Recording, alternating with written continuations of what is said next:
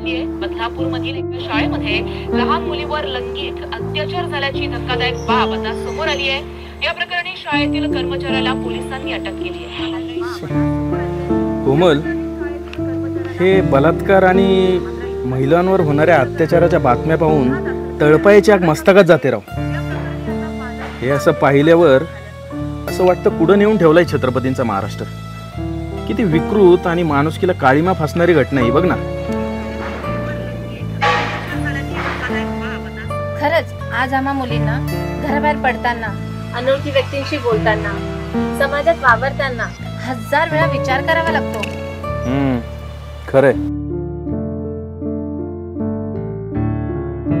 पण आजच्या या परिस्थितीला आपणच कारणीभूत आहोत।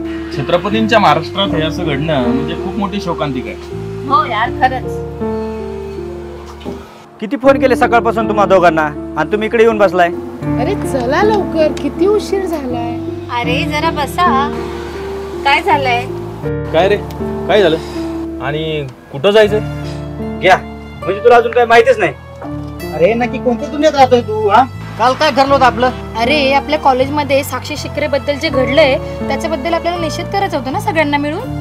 काय हालहाल करून मारलं का त्या साक्षीला? काय चूक होती तिची?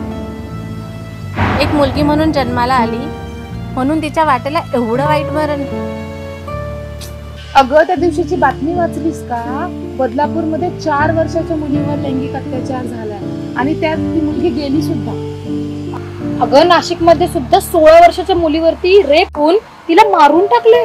अरे तसंच कोल्हापूरला सुद्धा झालंय आणि उरणमध्ये जे झालं ना ते सांगू पण वाटत नाही। साक्षी शिकरेवर त्या हरामखोरांनी निर्गुणपणे तिचा बलात्कार करून तिचा खून केलेला आहे। तर या गोष्टीवरती आपल्याला आंदोलन करावं लागेल आणि पुन्हा एकदा मेणबत्ती पेटवून या घटनेचा जाहीर निषेध करावा लागेल। अरे बाबूराव, अजून किती दिवस रस्त्यावर उतरणार आणि मेणबत्ती पेटवणार? म्हणजे प्रत्येक वेळी मेणबत्ती पेटवून रस्त्यावर उतरण्यापेक्षा कधीतरी त्या बलात्कार करणाऱ्याला पेटवा ना, बरोबर ना? पटतंय ना? अरे आपल्या देशात वारंवार अशा घटना घडत आहेत आणि आता आपल्या राज्याबरोबर आपल्या शहरात सुद्धा हे घडतंय। लोकांची मानसिकताच बदलत चालली आहे आणि माणुसकी नावाची गोष्टच नाही राहिली समाजात। आजपर्यंत आपण या बातम्या पाहिल्या त्या मोठ्या मुलींच्या बाबतीत, महिलांच्या बाबतीत, पण आज तर हे 4 वर्षाच्या मुलीच्या बाबतीत। या घटना आपण फक्त आजपर्यंत ऐकत होतो, आज त्या आपल्या शहरात घडतायत आणि उद्या आपल्या दारात घडायला वेळ लागणार, बरोबर ना? बरोबर बोल। बलात्कार करणाऱ्याचा चौरंग करायचा इतिहास आहे आपला, आठवतोय ना इतिहास? छत्रपती शिवाजी महाराज बलात्कार करणाऱ्याचे हातपाय काढायचे, त्याचा चौरंग करायचे आणि त्याला मरण यातना व्हाव्यात म्हणून त्याच्या जखमांना उकळत्या तेलामध्ये बुडवलं जायचं। बलात्कार करणाऱ्याची चामडी सोलली जायची का?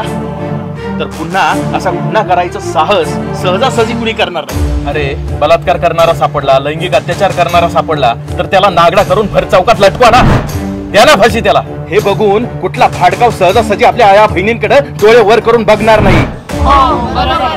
आता आपल्या प्रत्येक मुलीच्या अंगात मासाहेब जिजाऊ संचारल्या पाहिजे।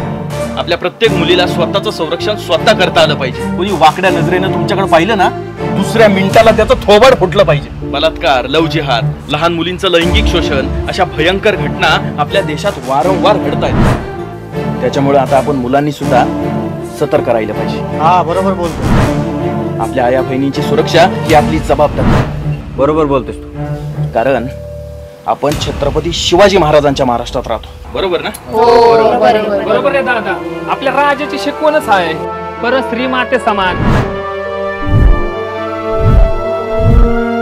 जय शिवराय। जय शिवराय।